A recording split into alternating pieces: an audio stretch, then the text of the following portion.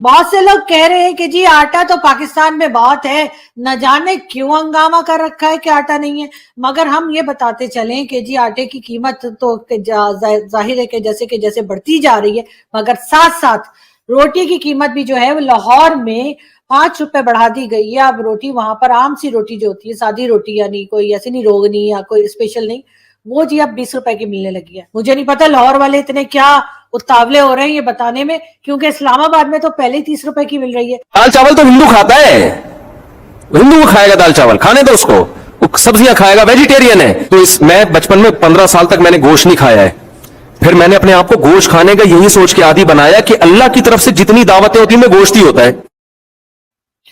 जी, ये था मौलवी पाकिस्तान का, और इसका कहना है कि जी दाल चावल और सब्जी तो हिंदू खाते हैं।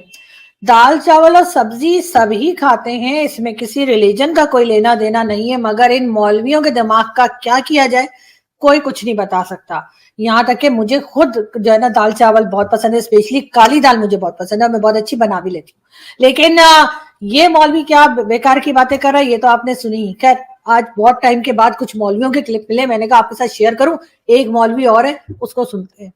रोजे की हालत में सांस ज्यादा ना ले, जब सजा कर रहा हूँ, हाँ, और थोड़ा सिमट के बैठे, ठीक है, ज्यादा फैल के ना बैठे कि बाद का पानी जो वो इसके मैदे तक पहुंच सकता है जिससे रोजा टूट जाएगा। ठीक है, तो उसमें ये कुछ एहतियात जरूरी है, सांस ज्यादा ना जी।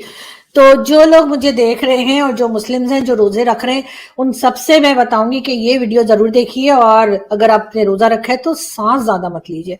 मतलब कुछ भी मौलाना साहब कुछ भी बोलेंगे, लेकिन ये साहब क्या कह रहे हैं रमजान के बारे में वो भी सुन लेते हैं। तो आपका क्या ख्याल है, रोजा रखेंगे आप? रोजा तो रखेंगे यार, रोजे का ये मसला है, भूख लग जाती है, प्यास लग जाती है, तो मैं यार गुर्दे का मसला है, तो मैं मोटा आदमी हूँ, मुझसे रोजा नहीं रखा जाता यार। अच्छा, रोजा आज आपका बिल्कुल बहुत मसला है। हाँ। फिर आप तराबिया तो पढ़ेंगे, क्योंकि तराबिया मोदी साहब बड़ा लम्बा खड़ा करते हैं तो टांगों में कोड़वाल पड़ जाते हैं, तो फिर यार मसला है ना, लम्बा खड़ा करते हैं। 20 तराबिया पढ़ना कोई आसान काम गेम तो नहीं है। नहीं, बहुत मुश्किल है।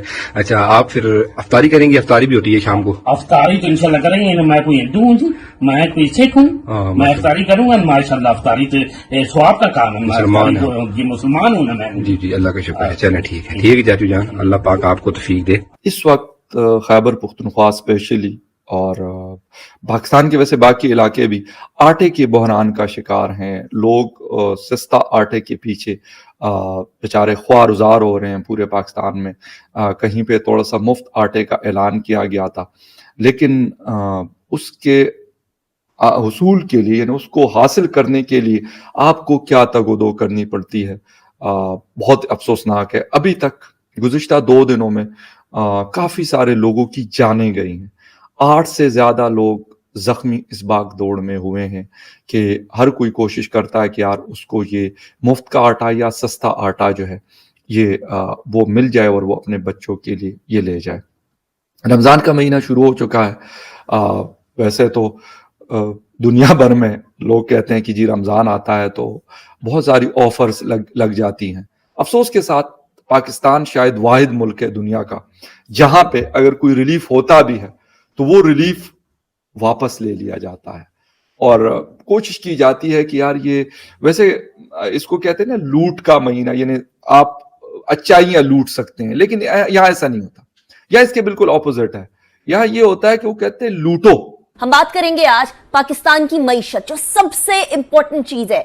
सब मुमालिक, इंटरनेशनल कम्युनिटी आपकी तमाम की तमाम कोताहियां, तमाम के तमाम मसाइल नजरअंदाज करने को तैयार हो जाते हैं जब आपकी मईशत तगड़ी हो। और मईशत तगड़ी हो तो फिर बाकी मुमालिक के चुप साध लेते हैं अगर इंडिया जैसा मुल्क भी ह्यूमन राइट्स वायलेशन कर रहा हो। तो मईशत पे बात करेंगे। IMF से मुज़ाकरात इख्तिताम की तरफ पहुंच गए हैं जी, आयशा गौस पाशा साहिबा ये फरमाती हैं।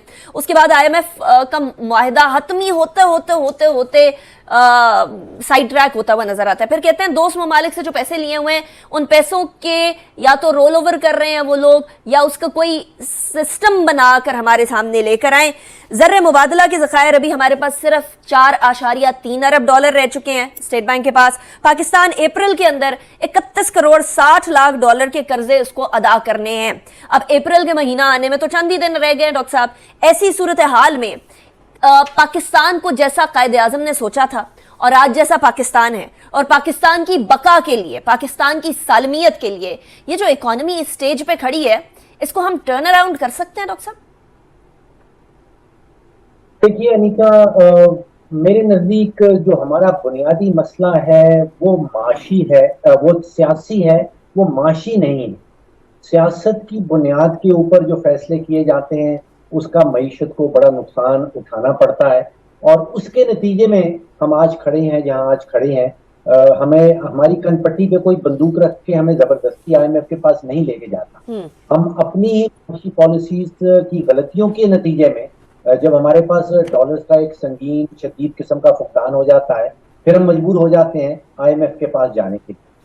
اب دوسری چیز یہ ذہن میں رکھیے کہ IMF جو ہے اس کا مینڈیٹ یہ نہیں ہے کہ اس نے پاکستان کو یا پاکستان کی معیشت کو سیدھے راستے پہ چلانا۔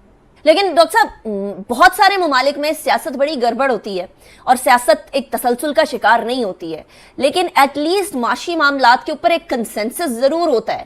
وہ کنسنسس چاہے میثاق معیشت کا نام دے دیں یا ایک تسلسل پالیسی کے تسلسل کا نام دے دیں یا what ever you name it, آپ کو وہ یہاں ان نیئر فیوچر بھی ہوتا ہوا نظر آ رہا ہے، اور اگر نہیں ہوتا تو دین واٹ؟ دیکھیے، آپ نے ذکر کیا بہت سارے ممالک میں کیا ہوتا ہے، آپ نظر دوڑائیے، کوئی 193 ممبر ہیں یونائٹڈ نیشنز کے، اور موسٹلی ملکوں کے اندر 3 ایکٹیویٹیز آپ کو ہوتی ہوئی نظر آتی ہیں۔ سیاست ہو رہی ہوتی ہے، ساتھ میں معاشی پالیسی تشکیل دی جا رہی ہوتی ہے، ساتھ میں سیکیورٹی پالیسیز بنائی جاتی ہیں۔ اس حوالے سے پاکستان کی جو ریاست ہے وہ کچھ ایب نارمل اسٹیٹ بنتی جا رہی ہے۔ یہاں پہ آپ کو سیاست کے علاوہ کچھ بھی نظر نہیں آتا۔ سیاست اور سیاست، نہ معاشی پالیسی بنائی جا رہی ہے، نہ سیکیورٹی پالیسی کے اوپر کوئی غور و فکر ہوتا ہے۔ تو یہ صرف سیاست اور سیاست کے اوپر ریاست کا آگے بڑھنا بڑا مشکل ہو جاتا ہے جب تک معاشی پالیسی اور اس کے ساتھ ساتھ جو ہے سیکیورٹی پالیسی بھی نہ بنائی